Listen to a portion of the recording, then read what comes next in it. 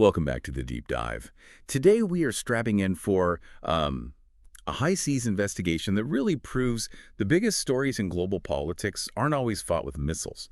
Sometimes they're fought with financial codes, with satellite tracking, and, well, with some highly deceptive movements out on the open ocean. That's right. We're going to cut through the headlines about a seemingly routine ship seizure to show you the complex machinery of modern economic warfare. Exactly. When you read a headline like, U.S. seizes oil tanker, it sounds so simple, like a single event. But it's not.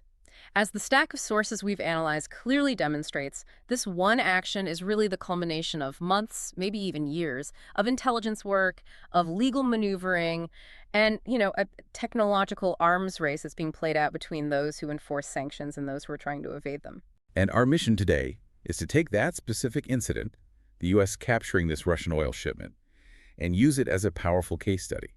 We're going to build you a foundational understanding of the legal ideas, then jump right into the technical methods of evasion, and finally connect all of this to the massive global implications. We'll start by defining the vessels and the legal authority, then pivot to the high-tech deception. We're talking spoofing, secretive ship-to-ship transfers, and we'll wrap up by looking at the specific legal punishment, forfeiture, and what this all reveals about the shadow economy that's really underwriting current conflicts. So let's jump in.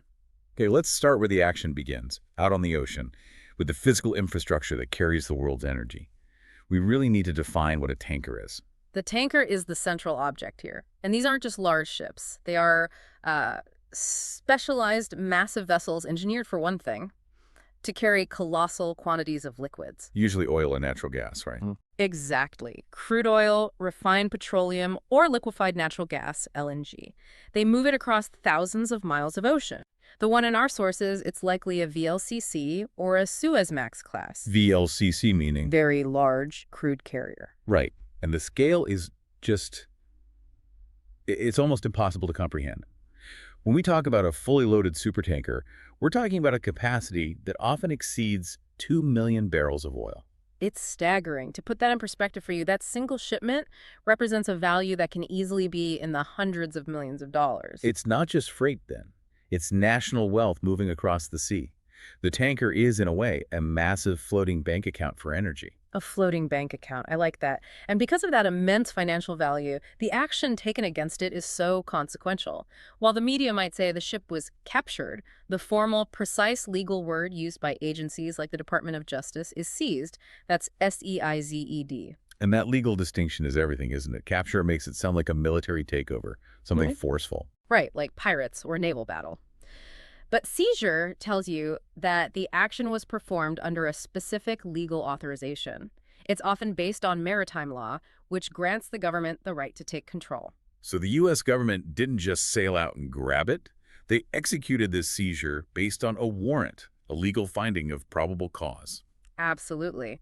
The probable cause being that the vessel and its cargo were part of a violation of U.S. sanctions law. And the cargo is the key. The goods the ship is carrying, in this case, the highly restricted oil. That's the evidence. That is the evidence, and it's the prize. The vessel itself is usually just detained, but the cargo, that's what's taken into legal custody immediately. So if the government successfully seizes the oil, they completely interrupt the supply chain. It's not just about punishing the ship's owner. It's about preventing that commodity, those millions of dollars in crude, from reaching its buyer. And crucially, preventing the revenue from getting back to the sanctioned country. That interruption is the whole point. The immediate legal action lets the U.S. take physical possession. And that sets the stage for something called a civil forfeiture proceeding. Which means they are suing the asset itself, the oil. Exactly. They sue the oil rather than trying to prosecute the individuals involved, which, can be incredibly difficult to do internationally. Okay, that brings us neatly to the legal reason for all this. Sanctions. It's a term we hear every single day, but let's define its strategic application here. Sanctions are the core weapon in this scenario. They're basically penalties used by one country against another to compel a change in behavior. In this context, the U.S. and its allies are using sanctions to try and weaken Russia's ability to fund its war efforts. It's a tool of economic leverage. And it's important to note, the sanctions imposed after the invasion to Ukraine, they severely restrict, but they don't always totally ban the sale of Russian oil. That's a critical point. The goal is strategic. It's to reduce Russia's main revenue source, while at the same time trying to minimize the disruption to global energy markets. You don't want to cause a huge price spike. And the U.S. authority that manages all this is the Office of Foreign Assets Control, or OFAC. They're part of the Treasury Department. Yes, and OFAC crafts these incredibly complex regulations. They detail who, how, and at what price oil can be traded. It's that very complexity that forces traders into these illegal shadow operations if they want to get around the rules. So the simple story is, the U.S. seized this tanker because it was breaking OFAC's rules. But let's look at the language the media uses, because I think it's telling. Our sources noted the frequent use of the passive voice. The oil was confiscated or the ship was seized. Why is that stylistic choice so common? It's a subtle but powerful choice. It shifts the focus away from the enforcer, the U.S. government, and puts it onto the illegality of the object itself. By saying the oil was confiscated, it's like the shipment, just by existing outside the law, triggered its own fate. It becomes an inevitable consequence. It also gives an air of detachment, I think. The government doesn't want to sound like it's actively hunting down individual ships. It's more like the rule was broken, therefore the consequence happened. It projects this image that the rule itself is the mechanism. Precisely. And when you deploy economic tools of this size, the enforcement action becomes the story. It proves the sanctions have teeth. And that enforcement is carried out through meticulous legal filings, specifically something called a warrant of arrest in rem, which is a classic tool in maritime law that authorizes the physical seizure. So we've established the why, the sanctions. Let's talk about the immediate chilling consequences for anyone who decides to try and profit from this illegal trade. What is the immediate cost? The costs are immediate and they're multi-layered. First, obviously, there's the direct material loss. The items are seized or confiscated, so you're talking millions, maybe hundreds of millions in lost assets. But it goes beyond that, right? It's not just the lost oil. Oh, much further. The second, and maybe more important consequence, is the immediate impact on the global services that a ship needs to operate legally. You're talking about insurance. A tanker that size can't sail without massive insurance coverage. Exactly. We need to talk about the protection and indemnity clubs, the P&I clubs. What are those? They're these huge nonprofit mutual insurance associations. They're mostly based in the West, and they provide the essential third-party liability insurance. We're talking coverage for things like oil spills, damage to ports, crew injury. Without P&I coverage, a vessel is effectively an outcast. It's locked out of all major ports and shipping lanes. So what happens to that insurance the moment the U.S. says a ship is violating sanctions? It's instantly voided. Gone. The P&I clubs have to follow OFAC sanctions strictly because they rely on the Western financial system. The moment a ship is found to be violating the price cap or engaging in deceptive practices, it loses its insurance. And this creates what we call a chilling effect. A chilling effect. So every other ship owner out there thinking about doing the same thing sees this happen. And they watch that ship lose its coverage, and suddenly the risk for their own operations goes through the roof. It makes the whole enterprise much, much more dangerous and expensive. That's fascinating. So the U.S. doesn't even need to physically seize every single vessel. They just need to seize a few high-profile ones, trigger the cancellation of their P&I insurance, and that makes the whole shadow operation way less profitable because the risk becomes enormous. The threat of losing P&I is often a bigger deterrent than the seizure itself. It basically grounds the vessel permanently, or it forces it to join what's called the dark fleet, which has to rely on shady black market insurance if they can get any at all. Okay, so we've got the huge tanker, the law of sanctions, the action of seizure, and the economic hammer of P&I withdrawal. Now let's unpack this. The basics make sense, but here's where it gets really interesting. The incredible, almost spy movie methods the ship used to try and evade these rules. Right. This is the transition from just a simple violation to a complex, active campaign of evasion.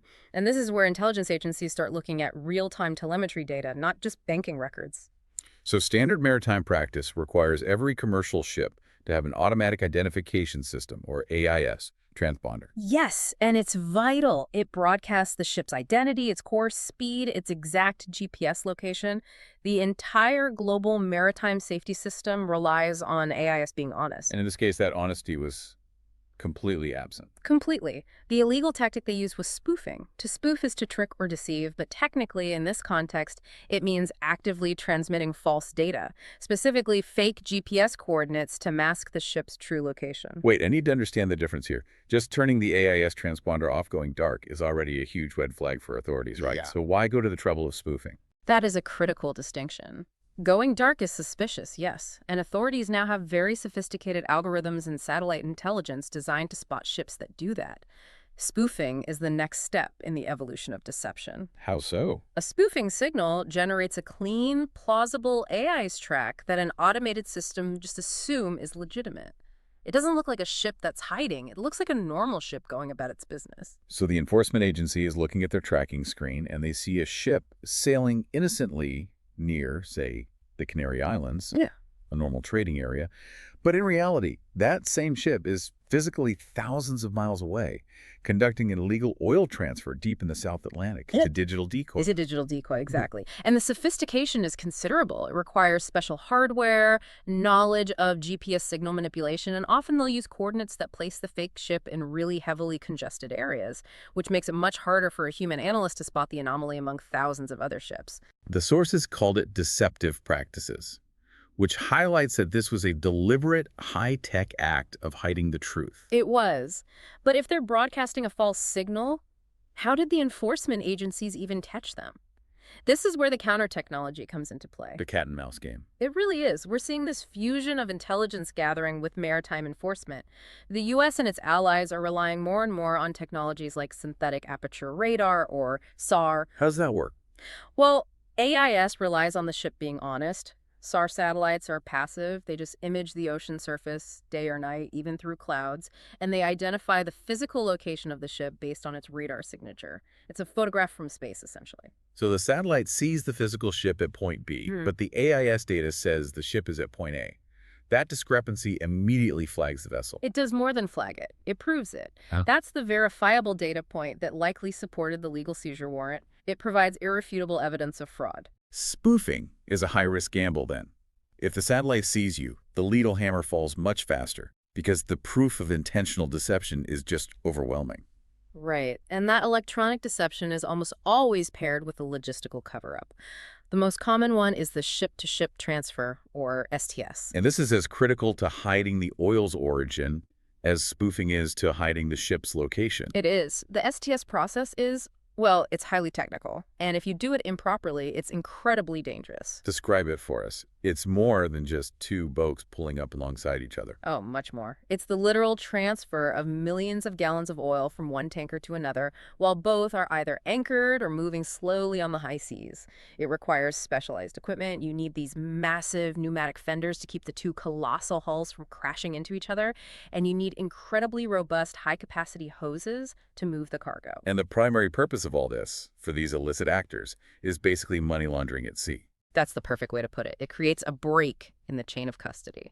The oil starts on ship A, which is registered in a sanctioned country. It then moves to ship B, which might be newly registered in a non-sanctioned country, maybe under a brand new shell corporation. And once that transfer is complete, Ship B creates a new manifest, a new bill of lading, and suddenly the cargo is clean, or at least its true Russian origin is totally obscured. Precisely.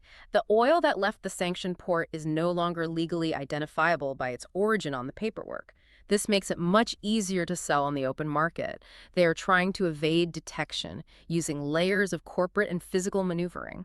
And this whole process is made easier by using so-called flags of convenience. Yes, flags of convenience, or FOX.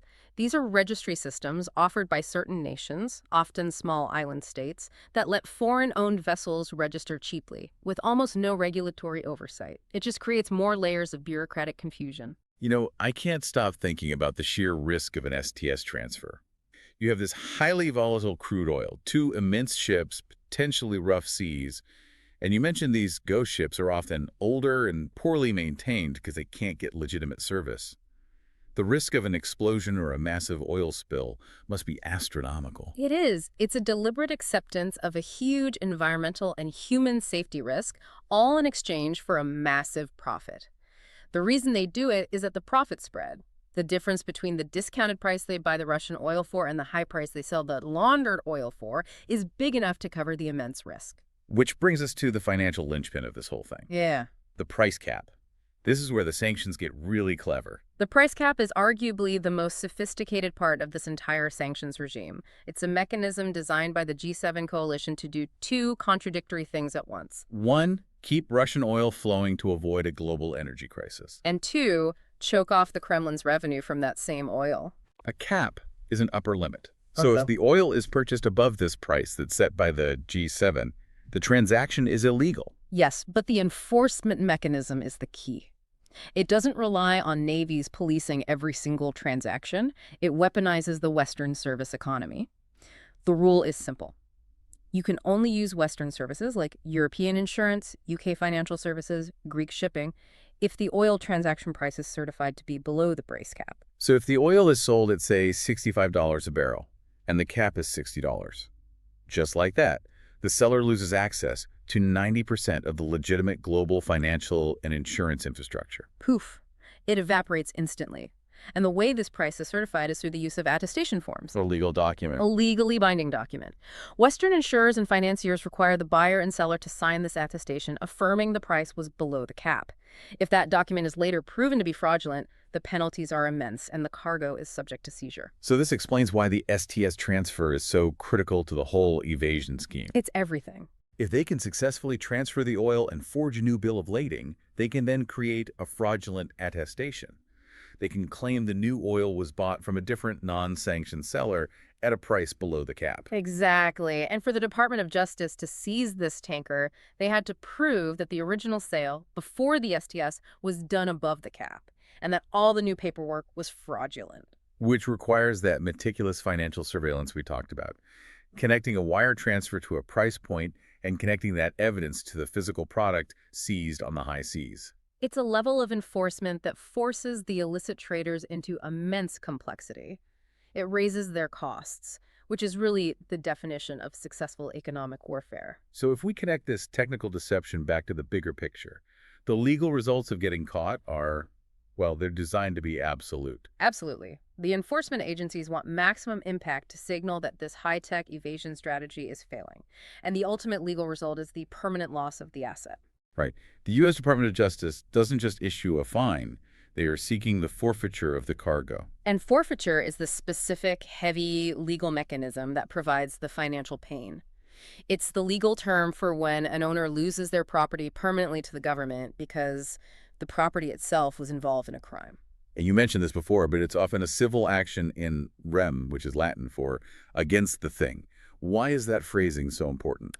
Because the U.S. government isn't always trying to prosecute the individual owners or the shell corporations, which can take years. Instead, they're suing the oil itself. They file a civil action against the asset, the cargo, sometimes the vessel, under the theory that the property is guilty of violating U.S. law. That must streamline the process enormously. If they can establish clear jurisdiction, say the transaction passed through a U.S. bank, they can just proceed against the oil without needing to drag some elusive foreign actor into a U.S. criminal court. It's highly efficient. The financial impact is immediate and total.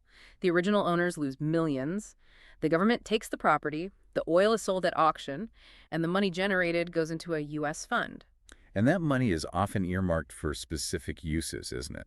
Like aid for the country that was harmed by the sanctioned entity's actions. That's right. It's a massive financial deterrent. It attacks the fundamental business model of this dark fleet. Every time a forfeiture is successful, the price of dirty logistical services goes up because the risk has just been proven to be real. You know, let's shift focus for a moment to the language that brings this story to life. When authorities talk about these cases, they often use these punchy idioms. They do. These idioms are a great way to summarize a complex legal victory. Take the phrase caught red-handed, which we know means being caught in the middle of a crime with obvious evidence. But what does the red hand actually look like in a modern maritime seizure? Well, it's the technical evidence. The red hand is the satellite imagery confirming the physical location of the STS transfer, cross-referenced with the fake AI's data from the spoofing. It's the digital proof. It's the digital proof. It's the irrefutable paper trail, the wire transfers, the forged attestation forms. When the Doge says they caught the vessel red-handed, they're signaling that they have the goods. There is no plausible deniability. And that level of certainty is essential for a high-stakes international seizure like this. Without it, the legal challenges would be immediate and incredibly complex. And that aggression is reflected in the second critical idiom, cracking down on. This suggests a deliberate policy shift. To crack down on something means the authorities are starting to enforce a law much more severely. They're moving from just watching to active intervention. Right. Historically, sanctions compliance was often more passive, relying on banks and insurers to police themselves. The seizure of this tanker and the public pursuit of forfeiture is the embodiment of the U.S. cracking down on sanctions evasion. They're deploying the Coast Guard, they're leveraging advanced intelligence, and dedicating top legal teams to physically interdict these violators. It signals a change in resource allocation. The U.S. is saying, we are willing to spend the money and the political capital to disrupt the physical movement of your goods, not just the money trail. That has to change the risk calculation for the dark fleet. It absolutely does. Yeah. And that brings us to the final idiom, which gives us the scale of the problem, tip of the iceberg. Which tells us that what we can see, this one successful seizure, is only a tiny fraction of the overall problem. The vast majority of the illegal activity is happening beneath the surface, hidden from view. So let's tie all these threads together now. This single seizure isn't just a successful legal case, it is a critical component of a much larger campaign that we can call economic warfare. The motivation, as we established, is financial and geopolitical. Oil is the primary source of cash for Russia to fund its conflict. So every dollar that's diverted or seized is a dollar denied to their war machine. Therefore, the seizure is a highly strategic act. Economic warfare is all about using financial and trade restrictions as weapons to inflict damage on an adversary's economy. The goal here is to raise the friction and the cost of every single transaction for the sanctioned state. How does one single seizure raise the friction for an entire country, though? By disrupting the logistical chain and raising that risk premium we talked about, Russia is now forced to rely more and more on its own shadow fleet, which is prohibitively expensive to operate. They have to pay massive premiums for unreliable black market insurance. They have to invest in logistical partners who are willing to accept the risk of total asset forfeiture. All of that increased overhead directly reduces the net revenue that flows back to the Kremlin. So the strategy isn't necessarily to stop every single barrel of oil. It's to make the cost of moving that oil so incredibly high that it achieves the sanctions goal of critically reducing their net revenue. It turns their attempt to evade sanctions into a costly logistical nightmare. The U.S. and its allies are forcing their adversary to constantly reinvest resources into complex deception and expensive logistics, rather than letting that money go towards military capabilities. And this event proves the commitment to that aggressive interdiction. It confirms that the West is moving beyond just tracking bank accounts and is now actively disrupting the physical supply chain. That feels like a major escalation. It is a major escalation. So let's return to that crucial idiom, tip of the iceberg. If this one seized ship is the tip, what does that massive hidden iceberg beneath the surface actually look like? Well, that unseen iceberg is known in maritime analysis as the dark fleet, or the ghost fleet. It's a global phenomenon. We're talking hundreds of vessels operating outside normal regulatory boundaries. And they're usually owned by these shadowy shell corporations and registered with those flags of convenience you mentioned. Exactly. And the defining characteristics of this fleet are age and poor maintenance. These vessels are often older, maybe 20 or 30 years old, phased out of legitimate trade. They lack reliable maintenance, and critically, they lack that legitimate P&I insurance. Their owners are willing to accept much higher physical risks, environmental spills, mechanical breakdowns, because the financial upside from busting sanctions is so enormous. So when our sources say that capturing this one ship might just be the tip of the iceberg, it implies the scale of illegal oil trade using these tactics spoofing STS transfers is just vast. Vaster than most people realize. Analysts estimate that hundreds of these vessels are currently engaged in these opaque operations, trading oil from sanctioned nations like Iran, Venezuela, and now Russia. So this isn't just about geopolitics. It's a massive, multi-billion-dollar, highly organized criminal economy operating in plain sight, but hiding behind digital deception. That's right. And every time a seizure like this occurs, it pulls back the curtain just a little bit, giving us a momentary glimpse into the operational scale of this shadow market. So this deep dive wasn't just about one ship. It was about exposing the complex, high-stakes tradecraft of a global illicit network. A network that relies entirely on deception to move billions of dollars in sanctioned assets.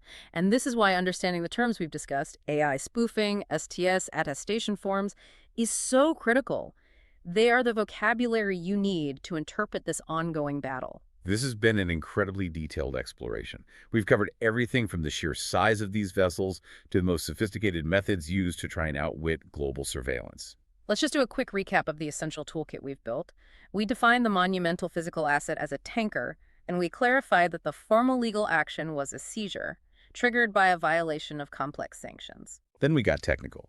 We detailed how the ship tried to hide using spoofing transmitting false location signals.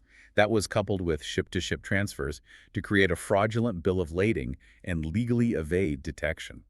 We connected that deception to the economic rules, explaining that the transaction was illegal because the oil was sold above the price cap, with enforcement relying on fraudulent attestation forms.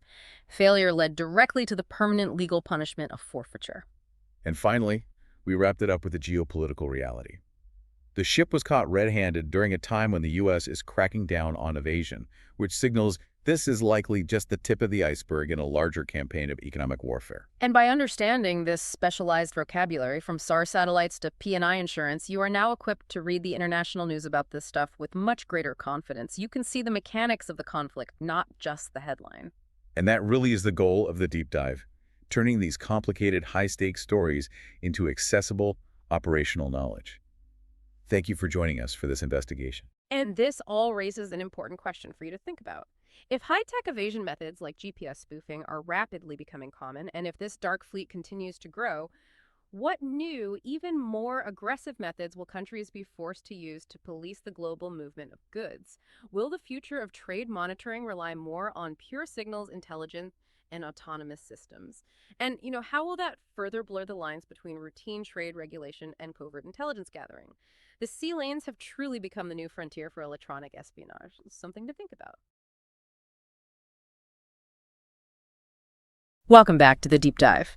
So, just recently, if you were paying any attention to global headlines, you probably saw the news about that oil tanker that was seized. Oh, absolutely. It was a major incident. Yeah, it was high drama, right? You had maritime enforcement, global sanctions, millions of barrels of oil on the line.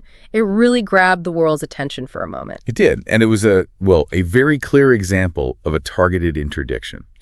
It gave the public something tangible, a face to these really complex issues like sanctions and illicit trade. Exactly. But here's the thing our source material really drills down on. While that one seizure made for a great headline, it was only the absolute, the tip of the iceberg. A tiny, tiny fraction of the problem. That one ship was just a symptom. We saw the vessel that got caught, but to really understand what's going on, we have to go beneath the surface. We need to look at the huge, dangerous structure that allowed that ship and hundreds like it to operate in the first place. That's the real story. That underlying structure, the invisible infrastructure, the financial trickery, all the systemic vulnerabilities that let this happen. That is the key to understanding so much. So much. Like what? Modern maritime risk, economic evasion, and honestly, a huge amount of environmental peril. And that is exactly our mission today. We are going beyond that single news story. Today's deep dive is all about mapping out the rest of that iceberg, this thing that's known as the shadow fleet. We're going to explore the hidden dangers out there on the high seas and, maybe most importantly, the specific legal and corporate tricks, the loopholes that let these vessels just ignore international safety standards and avoid all accountability. And our goal for you listening to this is to give you the complete picture. Because once you get the operational structure and the financial motives behind this shadow fleet, you'll be able to read any news story about this stuff, piracy, a sanction violation, a mysterious oil spill, and you'll immediately see how it connects to this much bigger, much more dangerous global reality. You'll be reading the news with an insider's clarity. Okay, so let's start by defining this massive parallel shipping economy. So these terms, shadow fleet or dark fleet, they sound pretty sinister, right? Like something out of a spy movie. They do, and it's not entirely inaccurate. They immediately suggest clandestine, nefarious activities. But let's ground this in reality and the actual scale of it, because we're not just talking about a few rogue boats here and there. No, not at all. We are talking about a rapidly growing armada. The estimates we've seen suggest the shadow fleet includes hundreds and maybe even over 1,000 vessels globally. 1,000, wow. Potentially. And this covers everything, aging oil tankers, bulk carriers, general cargo ships. This is not a handful of operators. It's a parallel, fully integrated global shipping industry. Okay, so the crucial distinction here isn't just that they're secret. I mean, a lot of legitimate ships try to operate discreetly for commercial reasons. The key then is that the Shadow Fleet operates outside of the normal rules and laws. They've basically just opted out of the entire system of global maritime governance. That is the critical point. The Yeah. legitimate shipping industry is, it's heavily regulated. It's governed by international bodies like the IMO, and they have to follow these big conventions like SOLAS, which is safety of life at sea, and MARPOL for marine pollution. And those rules are intense, I imagine. They are. They mandate rigorous inspections, crew certifications, specific navigation equipment, continuous reporting. It's a whole framework. The Shadow Fleet deliberately bypasses all of it. So when we say they're operating in the dark, we don't just mean secretly. We mean they're in a state of intentional noncompliance. Exactly. They are structurally avoiding the financial costs and the safety burdens that come with playing by the rules. Okay, but how do you hide a massive ship? It's a paradox, right? It's a giant piece of steel on the water. It can't exactly be invisible. You're right, it can't. So the darkness isn't physical, it's digital. This non-compliance starts the moment the vessel tries to disappear from tracking systems How do they do that? by manipulating their main identification system. It's called the Automatic Identification System, or AIS. Right, the AIS. So this is where that phrase, flying under the radar, becomes almost literally true. The radar in this case is digital. Precisely. AIS is designed to constantly broadcast a ship's position, its course, and its speed. It's there to prevent collisions and to let authorities track vessels. A basic safety feature. A fundamental one. But when a ship goes dark, they're usually just switching off their AI transponder. Or, and this is more sophisticated, they manipulate the data it sends out. Manipulate it how? It's a process people call spoofing or ghosting. They might make it look like they're in one location when they're actually thousands of miles away. And this is never accidental. It is a deliberate, calculated move to vanish from global tracking systems. Why? What does that let them do? It lets them engage in all sorts of illicit activities, usually violating international sanctions, without creating a digital footprint, without a traceable route or log. And that alone is incredibly dangerous. I mean, if a huge tanker is sailing through a busy shipping lane without broadcasting its location. You're dramatically increasing the risk of collision, especially in congested areas or, say, in heavy fog or bad weather. They are intentionally endangering everyone else on the water just to keep their own operations secret. And that secrecy is key for, what, moving sanctioned goods? Yes, very often it's to engage in illicit ship-to-ship transfers or STS transfers. This is another hallmark of the Shadow Fleet. So they just meet up in the middle of the ocean? Pretty much. They'll meet in remote areas, often just outside a country's territorial waters, and transfer oil or some other sanctioned cargo from one vessel to another. This lets them completely disguise the real origin or the final destination of the goods. Okay, so the secrecy isn't really about hiding the physical ship itself. It's about hiding the data about the ship, the identity of its owner, and the true nature of its cargo and its journey. And that brings us directly to the core problem. Yeah. How do you hide who is responsible for an asset that can cost, tens or even hundreds of millions of dollars? And that question, that takes us into the very sophisticated world of corporate finance evasion. All right, this feels like the real linchpin, the intellectual trick that makes the whole Shadow Fleet possible. It is the pervasive use of the shell company. We've all heard the term, and there's that simple analogy, right? A shell is the hard outside of a nut or an egg, but it's empty inside. That's the basic idea. But let's dig into the legal reality of what this structure actually achieves. A shell company is a real legal entity. It's a business that can own things, like ships or bank accounts, but it doesn't conduct any actual economic operations. It exists only on paper. Only on paper. It has no office, no employees, no products. It's incorporated purely to shield the identity of the real owner or to make complex financial moves easier. And they're always registered in these very specific places, aren't they? Almost always. They're set up in jurisdictions known for corporate secrecy, tax havens or offshore financial centers that demand minimal transparency. Think Panama, Liberia, the Marshall Islands. It depends on what you're trying to hide. So how does that work in practice? How does it actually hide the owner? The whole structure is designed to break the chain of accountability. So instead of a single identifiable person or group owning the ship, you have layers. It's like a Russian nesting doll of companies.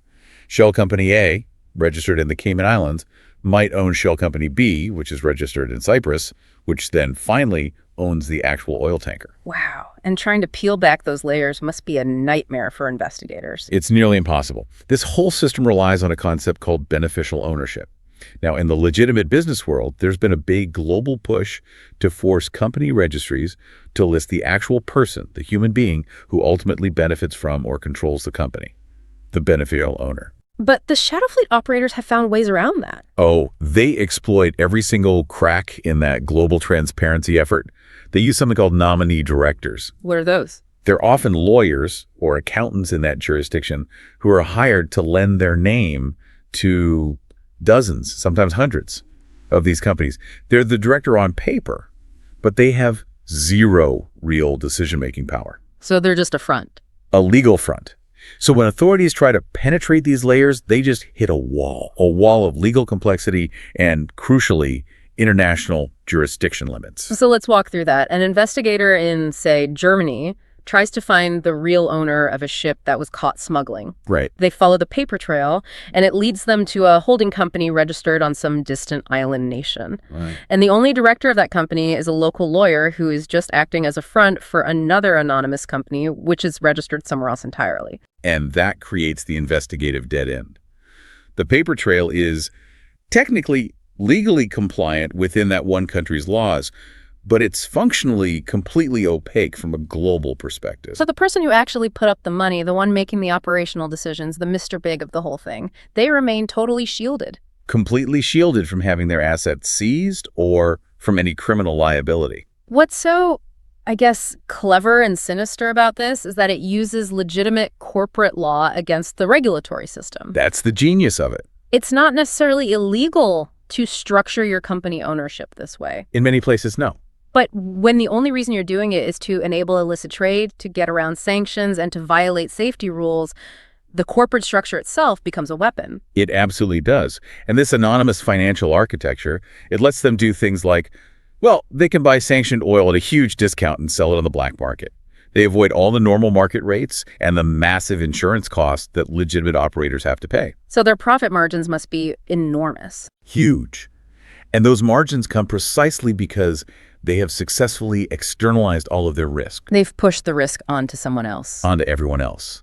And that externalized risk is where the real physical danger comes in. The money they save through anonymity in these corporate layers, it's immediately reflected in the physical condition of the ship.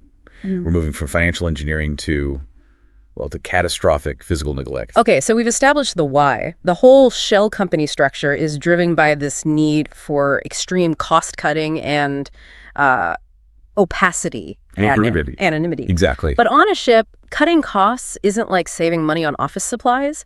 This means you're not doing necessary work on a highly complex, potentially volatile physical machine. And a ship, especially a huge tanker, is an incredibly harsh environment. It's under constant assault from corrosive seawater, enormous pressures, continuous vibration from the engines. Regular maintenance isn't optional. It's fundamental. It's fundamental to its stability, its structural integrity, its ability to move, everything. And our sources are clear on this. The ships that get pulled into the shadow fleet are almost always very old. They're at the end of their normal service life. That's right. These are ships that regulated, legitimate owners have already decided are too old, too expensive to maintain, or just too risky to operate under normal insurance and safety standards. So normally that ship would be sent to a scrapyard. It would be broken down for scrap metal. But the shadow fleet gives these aging hulls a lucrative second life. They buy them up for pennies on the dollar, often at just their scrap value, and then they keep running them with the absolute bare minimum of operational spending. And that translates directly to poor maintenance. Define maintenance for us in this context. What are they skipping? Everything they can. In legitimate shipping, you need to be certified by what are called classification societies. Okay, what are those? They're independent technical organizations. You've probably heard of some of them, like Lloyd's Register or DNV. Their job is to inspect a ship's structure, its machinery, its safety equipment, to make sure it meets minimum international standards. And without that stamp of approval, you can't get insurance. And if you can't get insurance, you can't operate in any major port in the world. You're out of business.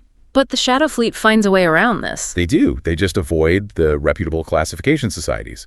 Instead, they might use a smaller, less rigorous one that's willing to look the other way. Or in some cases, they'll just outright forged their compliance documents. And by doing that, by skipping things like a proper dry dock inspection or replacing worn-out steel plates, They save millions of dollars right up front. but the physical risks must just pile up, right? Exponentially. Absolutely. Think about all the hidden problems. Metal fatigue in the hull, corrosion in the ballast tanks, faulty wiring that could start a fire, outdated navigation equipment that could fail at a critical moment. These ships are running on borrowed time. They're operating with equipment that is long past its functional lifespan. So the direct and frankly terrifying consequence of all this is that these ships are severely prone to accidents. Prone to is the perfect phrase. It means it's not a question of if something will happen, but when. So something like the lack of proper engine upkeep, that means you have a much higher chance of a complete engine failure. Yes, and that would leave a massive multi-ton vessel just dead in the water. Right. Maybe in a crowded shipping lane or drifting towards a sensitive coastline. And if the engine fails, the ship can't steer, it can't control itself, it's just at the mercy of the currents and the waves. Exactly, and that is where the risk of collision becomes incredibly high. A collision, meaning it could hit another ship or run aground on a reef or even crash into a port structure. And a collision involving a vessel that's carrying millions of gallons of crude oil is inherently catastrophic. Yeah. The result is always the same. Massive structural damage and the inevitable release of that cargo into the ocean. We really need to emphasize this. This isn't some theoretical what-if scenario. These ships, as a group, are a ticking time bomb. That's what they are. Each one is a moving disaster, and the only unknown variables are the precise time and the location of the detonation. The physical neglect that's enabled by the financial shell game makes disaster an inevitability, not a possibility. And I imagine there are probably tons of smaller incidents we never even hear about. Of course, the number of fires, near misses, small spills, it's likely far higher than we know because these operators are doing everything in their power to fly under the radar. They want to minimize attention and avoid any official investigation that would expose their total lack of maintenance. So, okay, we have a very clear chain of events here. The anonymity from the shell companies allows for the cost cutting. The cost cutting guarantees the poor maintenance, and the poor maintenance makes a mechanical failure almost certain. That's the chain. But there's one final layer of protection for the owner, and it feels like the most cynical part of this whole thing. The complete and total avoidance of legal responsibility when that bomb finally goes off. This is what reveals the ultimate success of the Shadow Fleet's business model. They profit from the cheap, dangerous transport. Right. And when the inevitable disaster happens, they've already structured themselves to be financially untouchable. Because in the legitimate world, there are systems in place for this. Accountability is supposed to be guaranteed through comprehensive insurance and the legal framework of the ship's registration. Yes, and that legitimate framework relies heavily on something called protection and indemnity clubs, or P&I clubs. P&I clubs, what do they do? They're essentially mutual insurance companies for ship owners. They cover the enormous third-party liabilities that come with shipping things like pollution damage, wreck removal, personal injury claims, damage to cargo. So they handle the big catastrophic costs. Exactly. And membership in a reputable P&I club is the gold standard. Without it, you can't dock in most major ports. It's non-negotiable. But the Shadow Fleet ships, they can't get this kind of insurance, can they? Of course not. They could never meet the transparency and safety demands of a real P&I club. If they even tried to apply, the club would demand immediate, incredibly costly upgrades and inspections. It would defeat their entire business model. So they just operate without it. They either operate with no insurance at all or, and this is common, they get cheap, substandard insurance from some shady, unregulated entity that's sometimes called fake insurance. So it looks like they have coverage, but it's worthless. Completely. So when a major incident occurs, like a massive oil spill that's going to cost billions to clean up, these insurers suddenly dissolve, or they refuse to pay, or you find out they never had the capital to cover the claim in the first place. And this brings us right back to that key term, liability, the legal responsibility for the damage. If there's no insurance, the liability falls directly on the owner. It should. But wait a minute, the owner is a ghost. It's a shell company in the Cayman Islands with no assets. And there's the perfect loophole. The shell company structure creates a perfect shield against liability. The registered owner of the ship, that shell company, it possesses no significant assets other than the ship itself. Which is now a wreck at the bottom of the ocean. Right. It's been seized or destroyed in the incident. So there's no money to garnish, there is no real person to sue, and there is absolutely no legal path to get the cleanup costs back from the entity that actually profited from the whole dangerous operation. So the financial consequence is what? Who pays? The public pays. The liability is transferred from the corporation directly onto the public. If a major spill hits a coastline, it's the government and the taxpayers of that nation who are left with the multi-billion-dollar bill for the environmental cleanup. This whole system feels so deliberately designed. It is, and it's deeply connected to another concept, flags of convenience, or FOCs. Explain that. The flag a ship flies matters. It matters immensely. A ship's flag tells you which country's laws govern that vessel.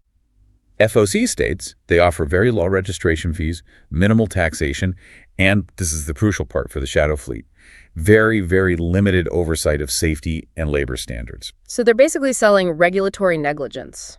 That's a great way to put it. Countries like Panama or Liberia, they flag a massive percentage of the world's ships. And while many legitimate, law-abiding operators use them for tax reasons, the shadow fleet actively seeks out the FOC state that will enforce the least amount of scrutiny.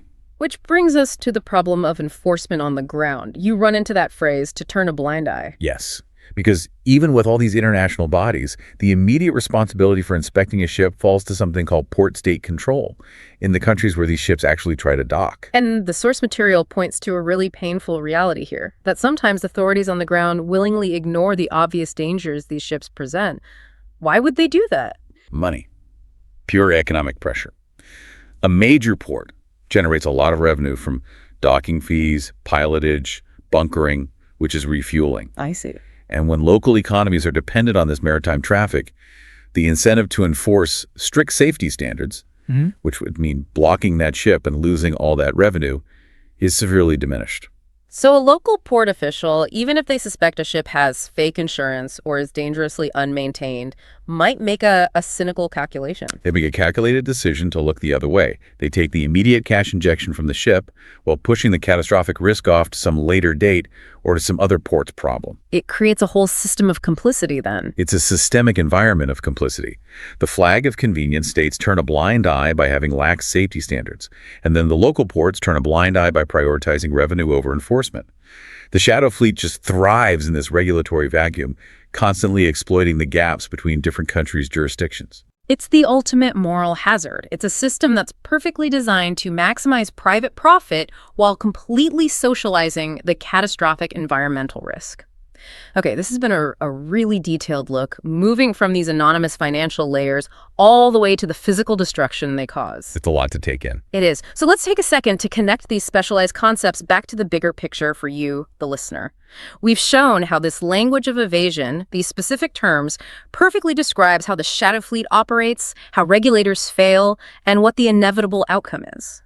And understanding these operational facts, things like beneficial ownership schemes, the lack of P&I coverage, avoiding the classification societies, this is what turns a standard news report from just a headline into a really deep insight into global risk. We started by establishing their basic method, flying under the radar. And we saw that's not just a metaphor for being secretive. No, it's literal. It's the literal act of manipulating AI's data, of hiding ownership records, and choosing flag of convenience states specifically to avoid being watched by law enforcement. They are always operating in the margins. And that evasion is only possible because of regulatory weakness.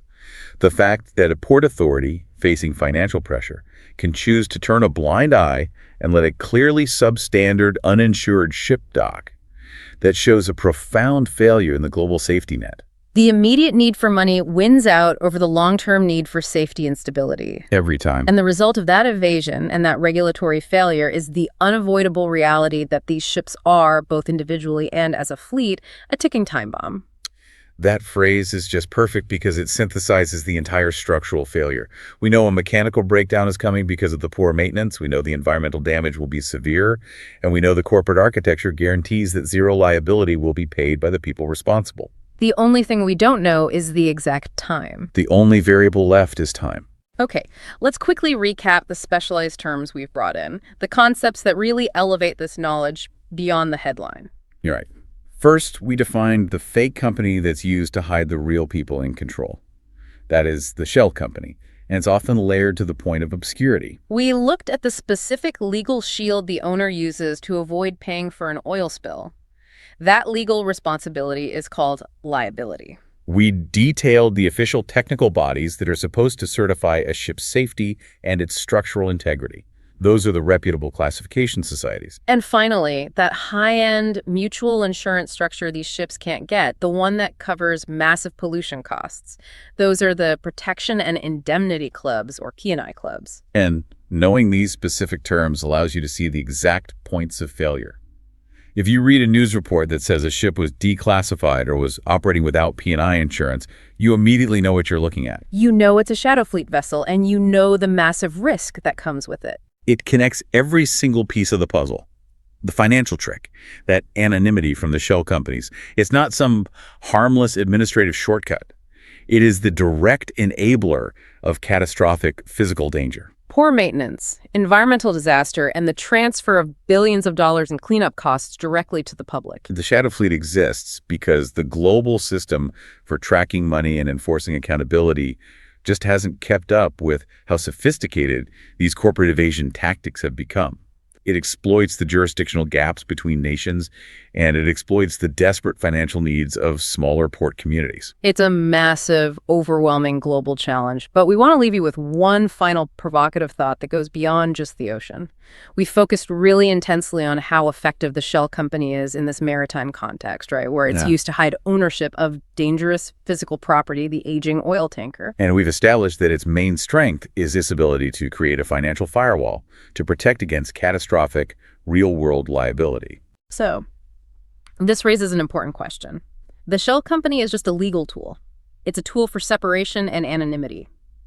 If this structure is so ruthlessly effective at helping people avoid billions in liability for physical disaster like an oil spill, where else is it being used? Where else might this same corporate architecture be systematically used to shield the beneficial owners from the consequences of their actions? Exactly.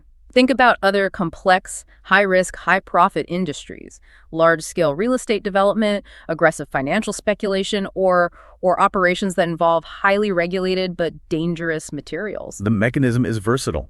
It's universal. Anywhere you find the potential for massive profit and an equally massive desire to avoid potentially enormous liability, the shell company structure is the default weapon of choice. And recognizing that pattern is the first step toward understanding which other silent structural failures, which non-maritime ticking time bombs, are currently being hidden from all of us, from public and regulatory view. It's a powerful tool for evasion. We really hope this deep dive has given you a complete, nuanced picture. We've moved from the seizure of just one ship to the systemic dangers and the underlying financial structures of the entire shadow fleet.